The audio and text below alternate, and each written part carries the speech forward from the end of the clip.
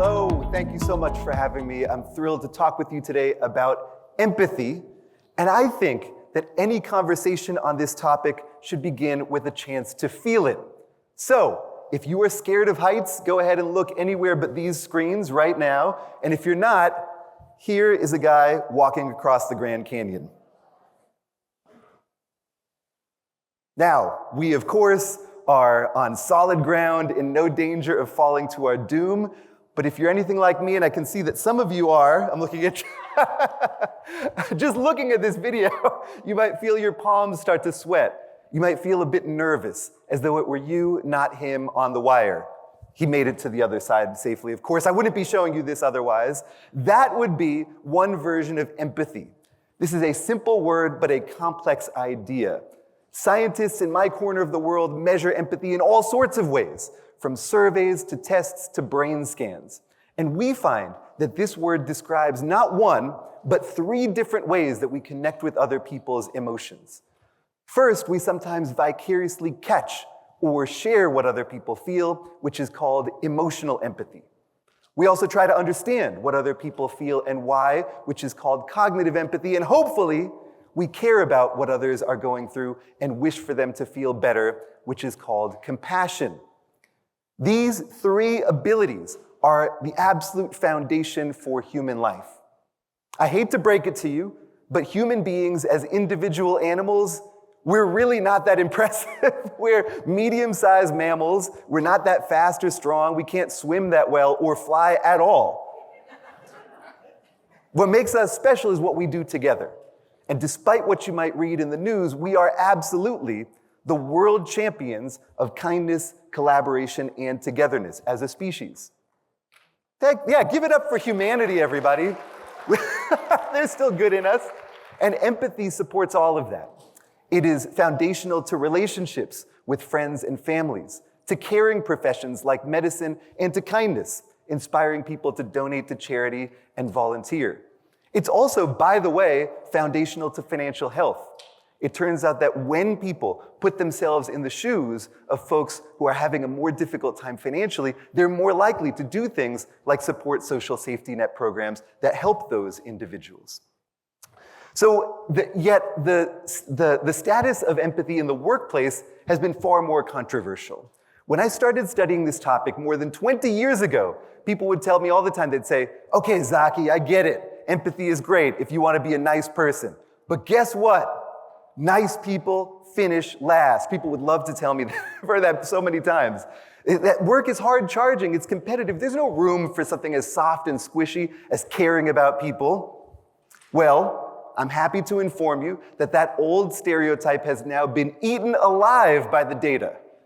Decades of science find that empathy is not a weakness at work, it's more like a workplace superpower, connected to all sorts of experiences, from psychological safety to communication to trust and creativity that make work work.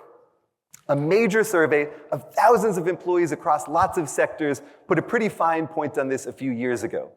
It found that when leaders are empathic, about 60% of their employees report innovating regularly in their work.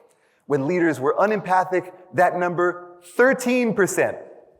Likewise, employees of empathic managers were engaged 76% of the time. Among employees of unempathic managers, that number is 32%. The message to me is very clear here. When leaders and organizations invest in empathy, their people feel better, mental health and happiness rise, but they also do better, collaborating more efficiently, showing up for their colleagues, and ultimately being more productive.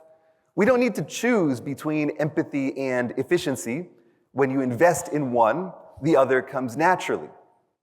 The opposite, by the way, is also true. Economists estimate that disengagement at work costs the global economy about $9 trillion a year, meaning we are leaving a lot of productivity on the table when we don't center connection and humanity in our workplaces, but we can do better. This is especially powerful when empathy comes from the top. For the last couple of years, I've collaborated with Pete Stavros and his colleagues at KKR. As some of you might know, KKR has been on an amazing journey of employee ownership over the last several years. That is, when KKR buys a company, they make everyone, from the boardroom to the factory floor, owners with equity stake in that organization. An incredible, beautiful experiment in financial health, but it's not charity. Their thesis is that when people become owners, they will feel like owners, becoming more engaged and invested in the organization, and ultimately propelling it to greater success. But Pete and his colleagues also understand that feeling like an owner isn't only a matter of having equity on paper. They describe an ownership culture as having several pillars. One of those is showing care. That is, giving people equity in a company is really important to them feeling like owners, but it needs to be a symbol of investing in them as human beings. And that requires empathy. Or at least that was the prediction that Pete and I had. So in collaboration with him, I surveyed about 30 CEOs across KKR's portfolio with a standard empathy measure. And I'm going to test you with it now, but you don't have to yell your answers out or anything. It's a series of statements, and you're asked how well each one describes you from 1, not at all, to 5, extremely. Try it out now. Again, you don't have to say your answers out loud. Here's 1. I often have tender, concerned feelings for people less fortunate than me. Here's another. I try to look at everyone's side of a disagreement before I make a decision. CEOs' answers to those and a few other items were averaged into an empathy score, and we found that it tracked outcomes of employees at their companies, including frontline employees. For every 1 point of CEO empathy, voluntary attrition at that CEO's company was 8% lower, engagement was 4% higher, and employees were 4% more likely to say that they felt like owners.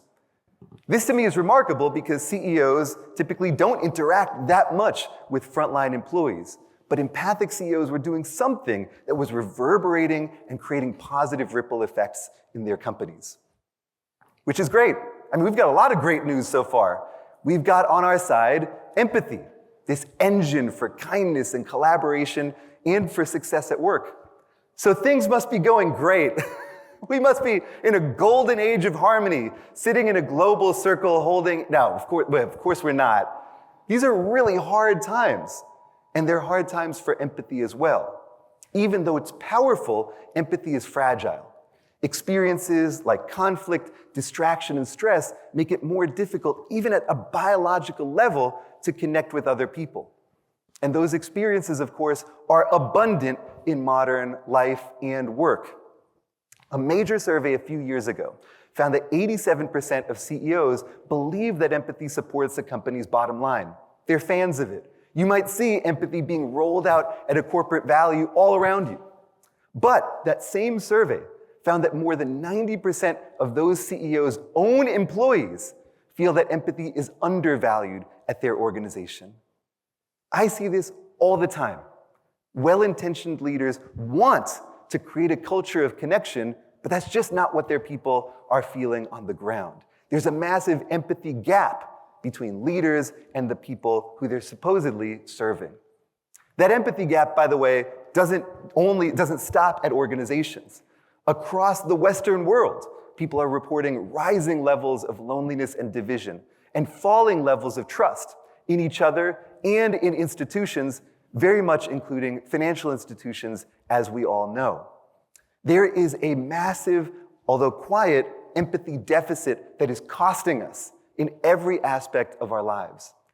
And into that vacuum, into that connection deficit, has stepped a once-in-a-century technology in the form of generative AI.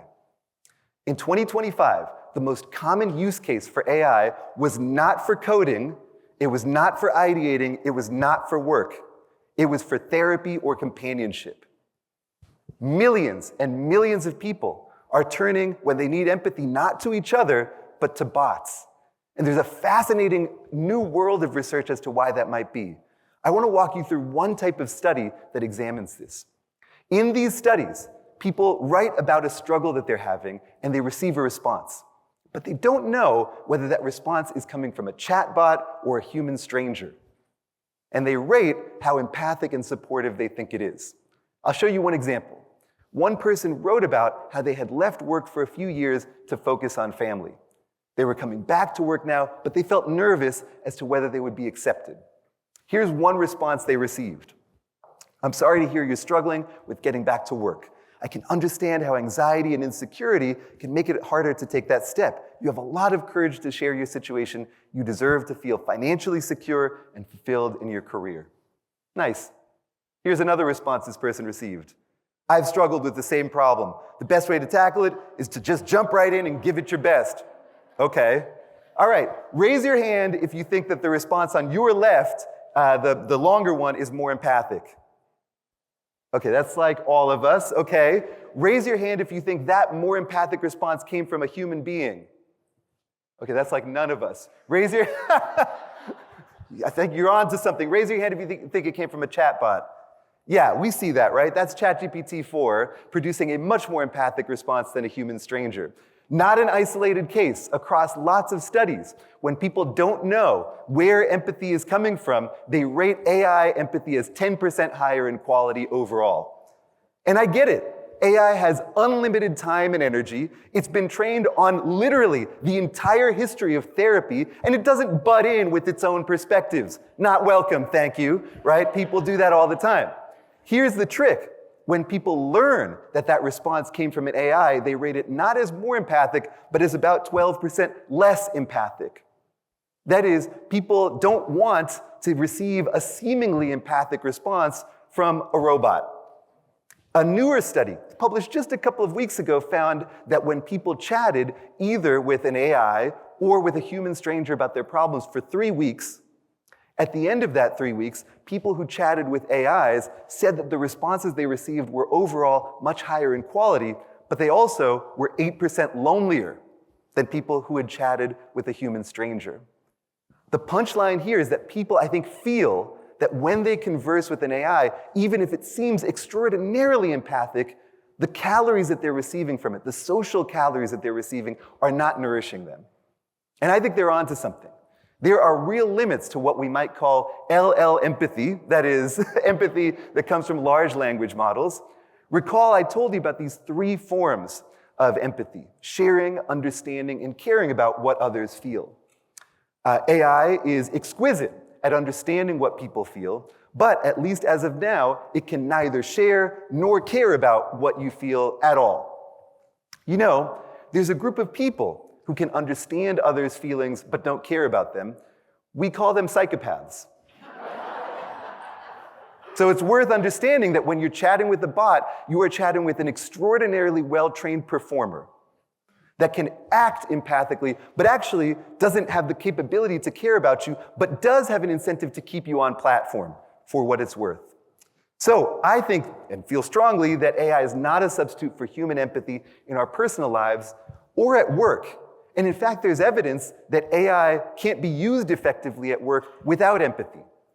A major survey published this year asked people at lots and lots of companies whether their organization had a clear AI vision, a rollout strategy that was feasible and would be successful in the medium term. 81% of CEOs were confident about this. Only 28% of their own employees shared their confidence. Employees are also far less enthusiastic about AI than their bosses think, and a third of employees and more than 40% of Gen Z employees admit to actively sabotaging their company's AI rollouts. Now, why would that be? Well, I mean, come on. AI is being rolled out with furious pace all around the world, often with little regard to the people in organizations who it is most impacting. If you are not told why your company is using AI and you think your job is threatened, and then you are asked to train your replacement, excuse me, why on earth would you do a good job? By contrast, recall that I told you that when people have empathic leaders, they're more likely to innovate. Well, new research finds that that's also true of AI. When people feel that their bosses are empathic, when communication is clear and humanity is at the center, workers tend to be more enthusiastic about using AI tools. I think empathy is probably more important now in the age of AI because technology only works through people, and people work best when they feel cared for. So, thus far, a few messages. right? Empathy is this extraordinarily powerful force. It's also fragile. We need it now more than ever, just at the moment that it might be failing us. The good news is that we can work on it. A lot of people assume that empathy is a trait, that each one of us has a level of empathy and we are stuck there for life. That turns out to not be true. My lab and many others have found that, in fact, empathy is a skill. Now, some people are born more empathic than others, that's true. I'm not claiming that we're going to turn, Hannibal Lecter into Mother Teresa overnight here. But it is true that our experiences matter. Some can cause our empathy to weaken, and others can cause it to strengthen and grow like a muscle. And crucially, that means that through the right practices, we can build our empathy on purpose the same way we would work out a muscle. My lab and I talk about the work that we do as building empathy gyms for people, places that they can go when they want to work out their care and understanding. And research finds that when people do that, not only do they get better at connecting with other people, better at understanding other people, but their brains even change in the process. If you want to build your empathy, research from my lab and lots of others finds that there are two layers that you need to focus on. The first are what we might call mindsets. These are beliefs about ourselves that change how we face challenges. In my lab, we've found that when people think empathy is a fixed trait, when they think they can't change, they're less likely to work at it, and they're less likely to grow as a result. But when we teach people that empathy is a skill, the way that I'm teaching you now, they embrace it. They put effort into it, and they work harder at it, and they grow as a result. In other words, our beliefs are self-fulfilling prophecies. If you think you can't change, you will be right. And if you think you can change, you'll also be right. The key, though, is to change those beliefs, right? I can grow, into intentions. Here's how I will grow. And I actually want to challenge you to do that right now. Surprise! I'm going to ask you in just a moment to find a neighbor and chat for just a couple of minutes about what you might call your empathic ambition. I'm going to ask you to think forward to May 20th, 2027, which sounds like a date from Star Trek, but actually is just 1 year from today. So imagine it's May 20th, 2027. You're looking forward to Emerge 2027, which will be occurring in just a couple of weeks. But what I want you to talk with your neighbor about is I want you to complete this prompt. By May 20th, 2027, here's how I want to improve my empathy. I want you to set a concrete goal, not just, I want to be a better listener. Say something that would show up differently in your actions 1 year from today compared to now. And if you're a leader, bonus points if you can tell your neighbor how that change would show up in your leadership and for your people. So again, I'd like each person to talk for 1 minute. At the 1 minute mark, I'm going to tell you that we're halfway through, and if the first person is still talking, I'm going to ask you to switch partners, and I'd love to hear from a couple of people afterwards. All right? Here we go.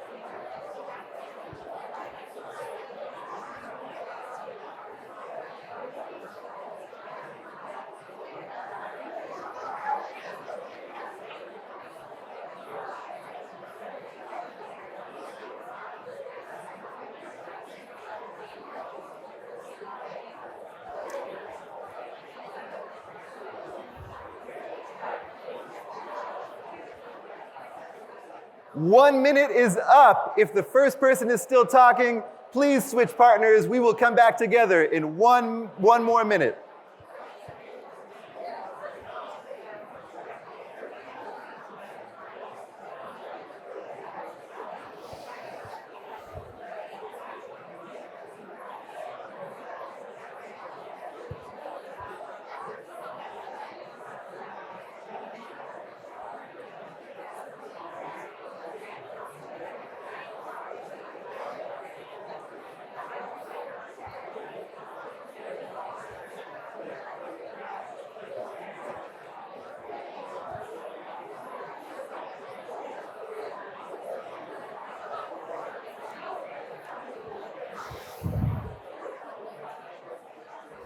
Okay, let's start coming back together.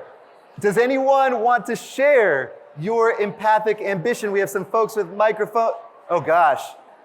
Do I have to do my classroom thing? Hello, everybody. Come on, let's. Do I have to do Quiet Coyote? That's what they do in my kids' class. Okay, yes, please, let's return to the group. You know, it's always I will say, this is a struggle for me right now, but it's always a good sign. Actually, the harder it is to bring people back, the better that the conversations probably were. Does anybody want to share? We have just a couple of folks with mics. Does anyone want to share your empathic ambition for 2027? Raise your hand high if you are willing to share. There's got to be at least one. These were great conversations. There, yes, please. Oh, okay. So I wanted you to share your, okay.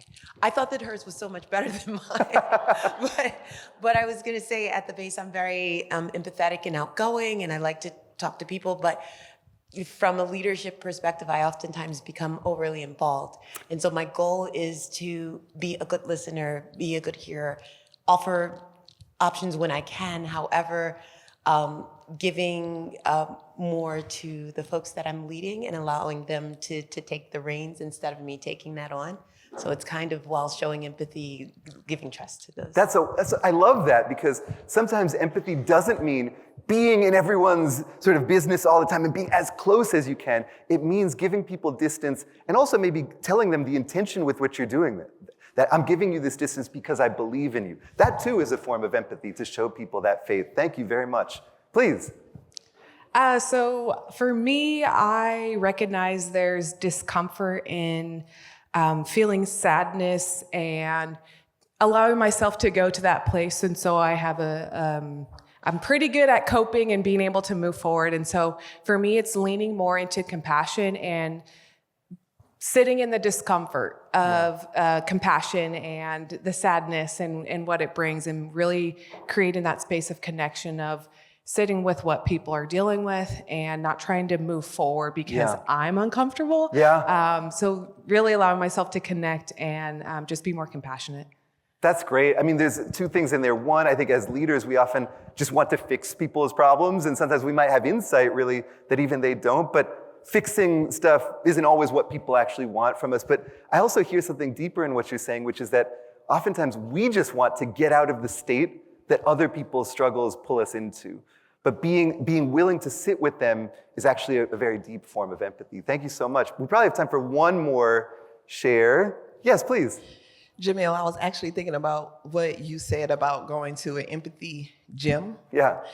And we were discussing all about empathy, and my idea was just the two comparisons between AI and the individual. Yeah. And the individual may have thought that they were empathetic, but you can reverse engineer it. You can ask chat, how can I be more empathetic? Yes. To train, I mean, that would be my way of going to an empathy gym. Yeah. And, you know, over time, just becoming more empathetic in conversation. And it can become authentic even if you feel like you're faking at first. Absolutely. But it's a way to train yourself. No, look, I mean, I think that's super well put. And, you know, going I to... mean, I'm empathetic, just so we know. Look, I mean, going to the gym means accepting our weakness. I do that every time. Every time I try to lift, I'm like, that's heavy, right? The point is to meet our limits and to be comfortable at those limits. And that includes learning, well, maybe we're not doing the right thing and trying something else out, even if it doesn't feel natural at first, until it does, if it's helping the people around us. Thank you so much. I hope that you take these ambitions with you. Write them down, put them on a Post-it note, put them on your monitor. Check in with yourself as to whether you're growing in the way that you like. In addition to mindsets, though, we also need habits. Empathy doesn't grow through grandiose actions that we perform once, but rather through the little things that we do every day. There's a lot of habits of connection that I teach at Stanford and to leaders. I'll just share a few quickly. The first is to have a personal system. I don't know about you, but I live by my calendar. If it's on my calendar, I do it. And if it's not, it kind of doesn't exist to me at all, except my kids and my family. They exist. But so I have just a daily calendar hold for small acts of service. 5 minutes a day, I try to dedicate to somebody else in whatever way I can. Likewise, we can try rituals of appreciation and goodwill. When leaders regularly recognize their people, those people tend to become much more engaged. And we can try intentional listening sessions, trying to interrupt our instinct to just prepare a response and instead just listen to understand. All of these habits are useful to us personally, but for organizations and for leaders, we need to go further. It's not enough to depend on people to have their personal habits. We need to build systems that make empathy the default. There are lots of ways to do this. We can reward people in our organizations, not just for their individual performance, but for the way that they show up. Whatever is incentivized, people pay much more attention to. We can create slack in people's schedules, even just 5 minutes at the beginning of a team meeting to allow people to connect as people. And we can train empathy not only among senior leaders, but at scale, especially among frontline managers who are really the ambassadors of culture for so many employees. I myself have built an interactive system called the Empathy Gym that leverages the science to help people practice empathic habits in community. And with KKR, we'll be rolling this out among a number of their portfolio companies in the year to come. But there are lots of ways to do this. The point is that if you are a leader, it's incumbent on you not just to practice empathy personally, but to build systems and infrastructure that supports it. So just to sum up, empathy is a powerful force for human connection and well-being and for organizations' success, but it's fragile, and we need to tend it actively. The communities that succeed now and especially into the future will be those that treat connection not as window dressing, but as infrastructure. And I want to leave you with just one last thought. We often consider empathy something that we do for other people, and that's true, it is. But it's also something that we do for ourselves. The research is clear. One of the most efficient things you can do to improve your own well-being, sense of meaning in life, and happiness is to be of service to other people and to be in community with them. As the Dalai Lama once put it, if you want others to be happy, practice compassion. And if you want to be happy, practice compassion.